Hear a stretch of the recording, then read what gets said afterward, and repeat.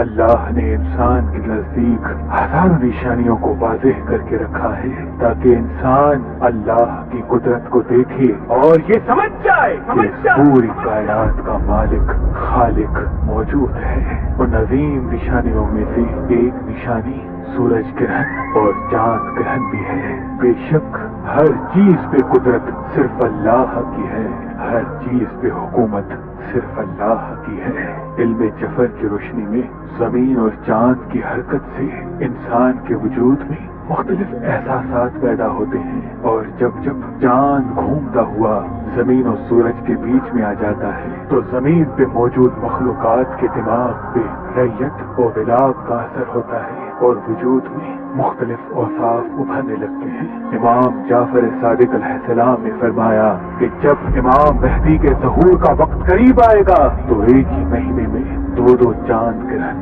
دو سورج گرہن ہونے لگیں گے۔ تاریخ 5 جون سے 6 جون 2020 تک ایک چاند گرہن ہو چکا اور پھر 21 جون 2020 میں ایک سورج گرہن ہونے والا ہے اور 5 جولائی 2020 پھر سے ایک چاند گرہن ہوگا۔ یہ وقت اللہ کی عبادت کرنے کا ہے، اپنے گناہوں کی معافی مانگنے کا ہے۔ اللہ ہم سب انسانوں کو نیک اعمال کرنے کی توفیق عطا فرمائے، گناہوں سے بچنے کی ہدایت بخش دے اور اپنے آپ کو سدھار کے اس زمین کو بہتر بنانے کی جستجو میں لگا دے۔ امام علی علیہ السلام نے فرمایا چاند گرہن، سورج گرہن اللہ کی نشانیوں میں سے ایک نشانی ہے۔ اس وقت انسان اللہ کا ذکر کرے، گناہوں سے توبہ کرے۔ اس سورج گرہن کا اسم اعظم یا رحیم ہو یا رحیم ہو یا رحمان ہو یا علی 702 مرتبہ ہے، اور اس سورج گرہن کا صدقہ سبز رنگ کی کسی بھی چیز کا ہوگا جیسے سبزیاں، سبز پھل وغیرہ۔ علم جفر کی روشنی میں اس سورج گرہن کے وقت انسان اپنے جسم کے ساتھ کوئی بھی دھات نہ پہنے تو بہتر ہے۔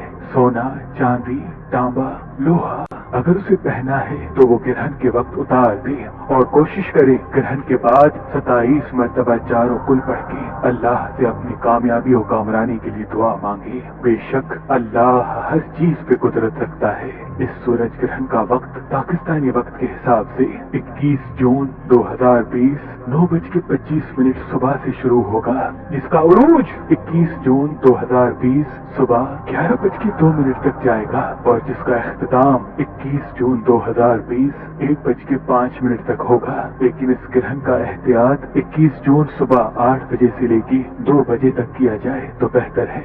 شاہ شمس تبریز نے فرمایا کہ حاملہ عورتیں گرہن کے وقت اپنے ہاتھ میں چھری، کینچی، کانٹا وغیرہ نہ لیں اور کھٹی اور تیکھی چیزوں سے دوری اختیار کریں، اپنے ہاتھوں سے آگ نہ جلائیں اور اللہ کے ذکر میں اپنے آپ کو مصروف کر دیں۔ بے شک اللہ ہر چیز پہ قدرت رکھتا ہے۔ اللہ محمد و آل محمد کے صدقے ہر انسان کو اپنی پناہ میں رکھے اور پوری دنیا کی حفاظت فرمائے، آمین ثم آمین۔